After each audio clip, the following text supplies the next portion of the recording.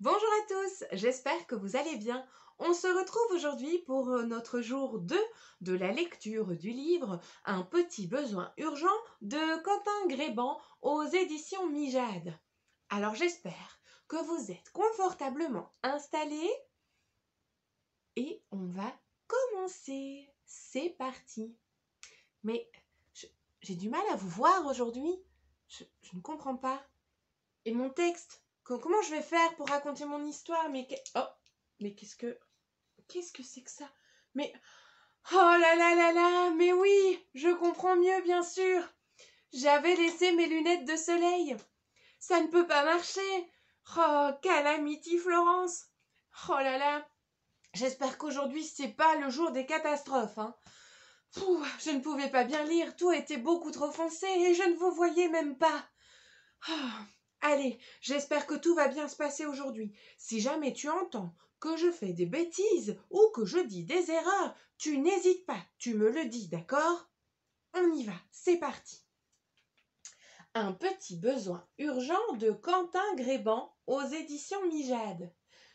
Oui, Quentin Gréban, c'est le titre de mon livre. Ça me dit comment le livre s'appelle. Bien sûr, c'est comme ça. Ça me parle de quoi va raconter l'histoire. Oui, c'est ça, je me souviens maintenant. Ah, mais j'oubliais. Cette lettre-là, je la connais bien sûr. C'est la lettre A. Il y en a même deux. A, A. C'est la lettre A. Pour la tracer, on prend son doigt et on fait une ligne jusqu'en bas. On tourne et on remonte. C'est ça. Oui, encore une fois. On descend, descend, descend, on tourne et on remonte. C'est la lettre A, là et là. Super, je vous la montre. Elle peut être en minuscule et elle peut être en majuscule. Super.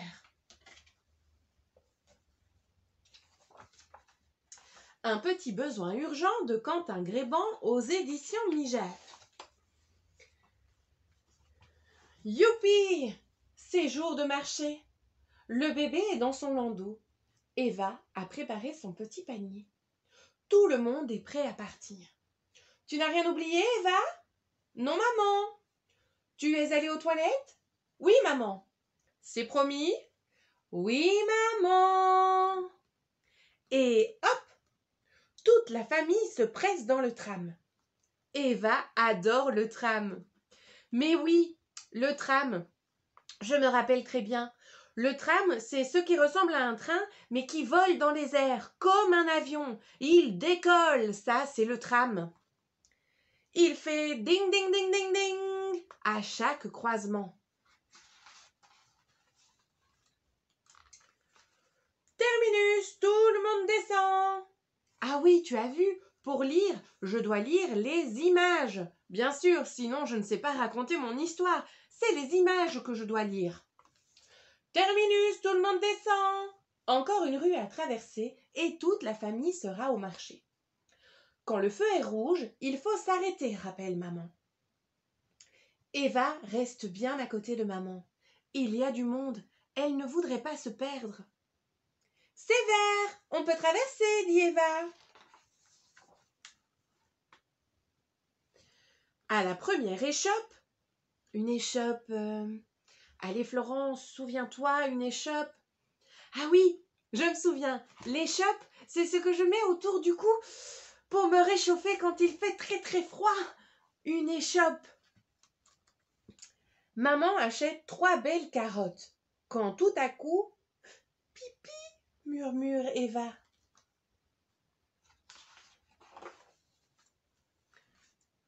Comment? Mais tu es allée aux toilettes juste avant de partir. Ça ne peut pas attendre. Eva sent bien que ça ne sera pas possible. Pipi! Oh non, soupire maman. On file à la maison. Regardez, on voit bien. Regardez son visage. On voit bien. Eva est très très contente de devoir faire pipi et de rentrer à la maison. Ça se voit, voyons. Elle est contente. Les voyant prêts à courir à travers le marché, le marchand de carottes intervient. « Je vais vous aider, dit-il. » Il prend Eva sur ses épaules, tandis que maman pousse le landau. « Faites attention, crie le marchand, laissez-nous passer. Cette petite fille doit faire pipi. » Vous vous rappelez? Le point juste ici. Le point d'exclamation là ou encore ici. C'était ce qu'on appelle des lettres. C'était pour dire la fin d'une phrase ou donner un ordre. Quand on met ça, ça veut dire qu'on a mis des lettres. Oui, je me souviens. Ou peut-être même des chiffres. Oh là là, je sais plus trop, j'hésite aujourd'hui. Pipi! Hurle Eva. Pas sur mes épaules, hein? S'inquiète le marchand. Retiens-toi encore un peu. Le feu est rouge. Il faut donc s'arrêter. Et attendre. Attendre. Eva désespère et crie « Gros pipi !» Le policier comprit qu'il y a une urgence. Il embarque toute la clique sur son vélo et pédale à vive allure. Ah oui, je me souviens, embarque. Ça veut dire que je bricole, je réalise, je fais des petites boîtes en carton. J'embarque, je fais de petites barquettes. C'était ça que ça voulait dire. Tu, siffle-t-il, ça ira plus vite comme ça. Enfin, l'arrêt de tram. Hop, tout le monde embarque. Vite, crie le policier, dépêchez-vous. Le chauffeur démarre à toute vitesse. À toute vitesse? Oh, mais c'est génial! À toute vitesse, ça veut dire que peut-être le tram va décoller et voler dans les airs. Oui, j'espère que ça veut dire ça. Le chauffeur démarre à toute vitesse et va s'en venir la catastrophe. Et en effet,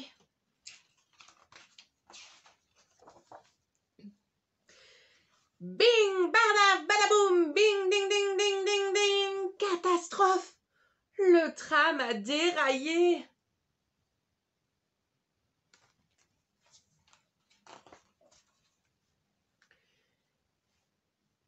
Il ne reste qu'une solution.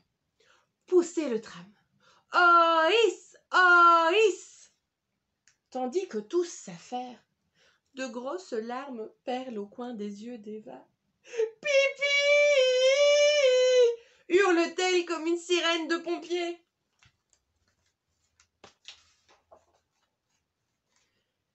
Ils sont enfin arrivés à la maison. Rappelez-vous, le « il », le petit mot ici, avec un « s », ça voulait dire que tout ceci, ce sont des filles. « Il » avec « s », c'est pour des filles. C'est quand on parle de filles. Tous cavalent dans l'escalier, pourvu qu'il ne soit pas trop tard. Eva s'arrête devant la porte des toilettes. Chacun retient son souffle. C'est fini. Je dois plus, déclare Eva.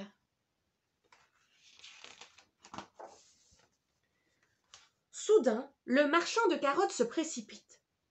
Vite, vite, j'ai un besoin urgent. Nous aussi on peut y aller?